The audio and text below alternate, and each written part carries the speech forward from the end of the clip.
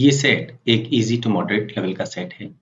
An air conditioner company has 4 dealers, D1, D2, D3 and D4 in a city. It is evaluating sales performances of these dealers. The company sells two variants of ACs, window and split. Both these variants can be either inverter type or non-inverter type. It is known that of the total number of ACs sold in the city, 25% were of window variant, while the rest were of split variant. Among the inverter ACs sold, 20% were of window variant. कुछ additional जानकारी भी हमें दी गई है. सबसे अच्छा तरीका होगा कि हम एक टेबल कंस्ट्रक्ट कर लें जहां पर हम डीलर्स के बारे में डिटेल लिखें, विंडो एसी है या स्प्लिट एसी है उसके बारे में डिटेल लिखें और फर्दर उसको हम क्लासिफाई करें inverter and non inverter category में. टेबल यहाँ पर हमने कंस्ट्रक्ट कर ली है. D1, D2, D3, D4 ये हो गए हैं dealers. Window split, inverter, non inverter हमने इस तरह से इन्हें कैटेगराइज कर दिया. Now it is given that of the total number of ACs sold in the city, 25% window variant थे. अगर विंडो वेरिएंट 25% थे और बाकी बचे स्प्लिट वेरिएंट थे तो हम कहेंगे स्प्लिट वेरिएंट थे 75%. ये वैल्यू इस वैल्यू का ट्रिपल है.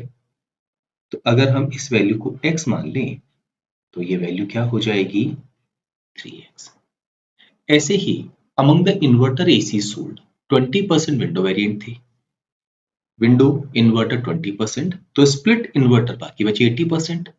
ये वैल्यू इस वैल्यू का 4 टाइम्स होगी. तो अगर हम इस वैल्यू को y ले लेते हैं तो ये वाली वैल्यू हमारी क्या हो जाएगी 4y. एडिशनल जानकारी पे नजर डालते हैं. Every dealer sold at least 2 window ACs.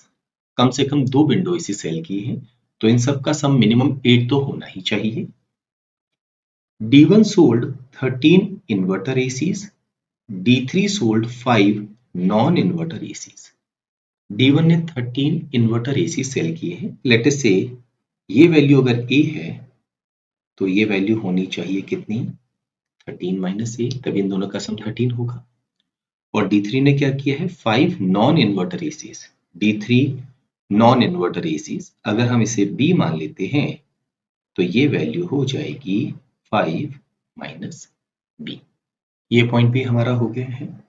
Next point, a total of 6 window non-inverter ACs and 36 split inverter ACs were sold in the city. 6 window non-inverter, 6 window non-inverter, ये वैल्यू कितनी है 6. 36 split inverter 36. तो 4y की value अगर हम 36 लिख दें तो हमारा जो y होगा उसकी वैल्यू 9 हो जाएगी.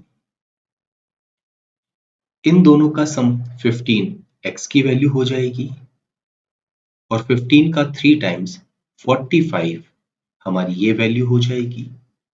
ये 36 है तो ये वैल्यू क्या होनी चाहिए 9, बिकॉज इन दोनों का सम 45. और अगर टोटल एसीज की बात की जाए वो है 15 प्लस 45 दैट इज 60 एसीज. ये वाला पॉइंट भी हमारा हो गया है.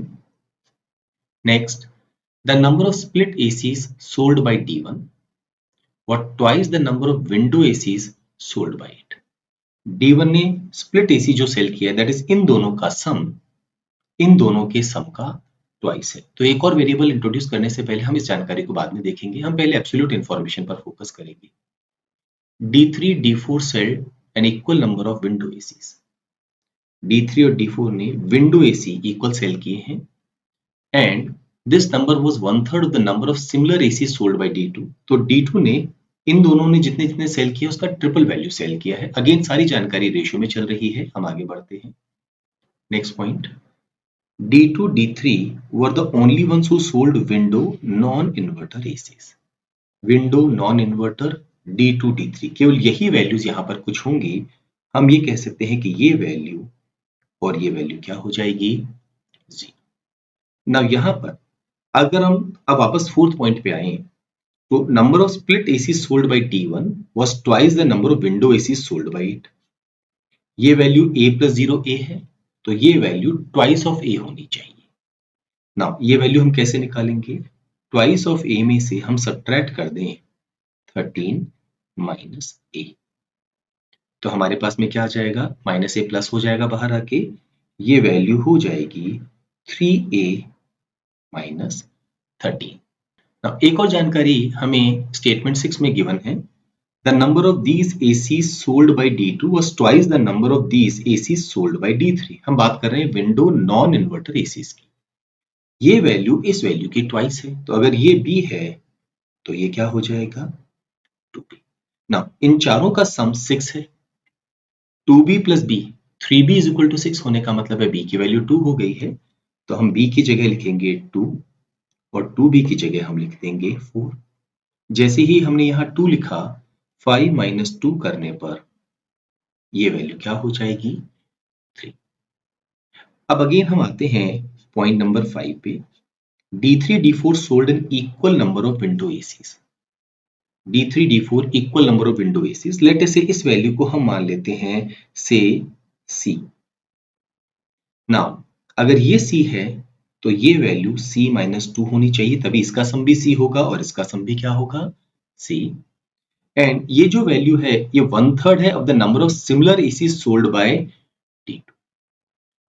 1/3 ऑफ द सिमिलर एसीज, अगर ये C है तो ये 3C होगा, इसका मतलब है ये वैल्यू होना चाहिए 3C माइनस 4, बिकॉज इन दोनों का सम 3C हो जाएगा। ये C है, ये भी C।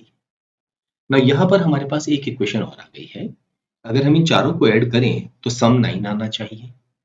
तो एक तो है हमारे पास A plus 3C 4C 5C minus 6, this is equal to 9। Further simplify करते हैं, A plus 5C is equal to 50। Now, first point कहता है every dealer sold at least 2 window ACs. ये वैल्यू तो 0 है, मतलब C की वैल्यू मिनिमम 2 तो होनी ही चाहिए, 2 या 2 से ज्यादा हो सकती है। अगर हम C की वैल्यू 2 पुट करते हैं तो A की वैल्यू हमारे पास 5 हो जाएगी। लेकिन अगर हमने C की वैल्यू 3 पुट कर दी तो A 0 हो जाएगा, और 0 होने पर फिर D1 ने एक भी विंडो AC सेल नहीं किया है, ये कंडीशन गड़बड़ हो जाएगी। तो हम यहाँ पर कह सकते हैं कि C की जो ओनली पॉसिबल वैल्यू है वो है 2 एंड कॉरस्पॉन्डिंगली A की वैल्यू क्या होगी 5। तो यहाँ पर हम C की जगह 2 लिख देते हैं, तो ये हो गया है 2, 2 माइनस 2 ये हो गया है 0, 3C 3 टाइम्स 2 6 माइनस 4 ये हो गया है 2, और A की वैल्यू हो गई है 5। ना जैसे ही हमने A को 5 किया, 13 माइनस 5 ये हो जाएगा 8, 15 माइनस 13 ये हो जाएगा हमारे पास में 2। Last point, D3 D4 sold equal number of split inverter ACs. D3 और D4 ने equal number of split inverter AC sell किए हैं। लेट अस से ये वैल्यू है D, तो ये वैल्यू भी है D। This number was half the number of similar AC sold by D2। ये इस वैल्यू का हाफ। अगेन अगर हम चारों को सम करें तो आंसर 36 आना चाहिए। सो 2D 3D 4D प्लस 8 ये हो गया है 36। 4D is equal to 28, D की वैल्यू हमारे पास क्या आ जाएगी 7। तो हम यहाँ पर D की जगह 7, यहाँ पर भी 7 और यहाँ पर क्या पुट कर सकते हैं 40। ना दो जो बॉक्सेस हैं उनकी वैल्यूज हमें कंफर्म नहीं है। लेट अस से इसे हम मान लेते हैं x, तो ये कितना होगा, इस पूरे कॉलम का सम 9 होना चाहिए। ये तभी होगा जब ये 4 माइनस एक्स होगा। सो 4 and 3 7 into 9 x से x क्या हो जाएगा 10। एक बार हमने सारी वैल्यूज लिख ली हैं तो क्वेश्चंस को हम आसानी से आंसर कर पाएंगे। First question, how many split inverter ACs did D2 cell.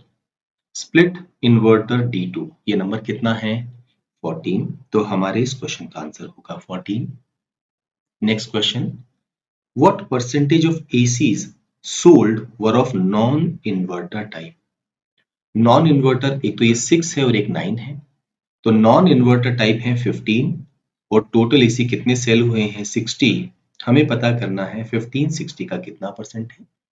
15 4 times 100 upon 4 25%। Second option हमारे इस क्वेश्चन का आंसर होगा। Next question, what was the total number of AC sold by D2 and D4।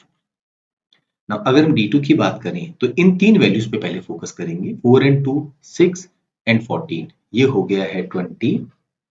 Okay, ऐसे ही 2 + 7 ये हो गया है 9, और इन दोनों का सम जो है x और 4 - x का सम ये है 4, तो हमारी डिजायर्ड वैल्यू क्या होगी? 33। Next question, which of the following statements is necessarily false? First option, D4 sold more split ACs as compared to D3। D4 D3 split AC का हम कंपैरिजन कर रहे हैं। यहाँ ये दो वैल्यूज तो सेम हो गई, 7 and 7, हमें बस इन दोनों पे फोकस करना है ना। अब अगर हम x की वैल्यू सपोज 0 पुट कर देते हैं तो ये वाली वैल्यू इससे ज्यादा हो जाएगी, और अगर x की वैल्यू 1 पुट कर दे तो दोनों इक्वल हो जाएगी, और x की वैल्यू 2 पुट कर दें तो ये कम हो जाएगी। तो इस स्टेटमेंट के बारे में हम क्या कहेंगे?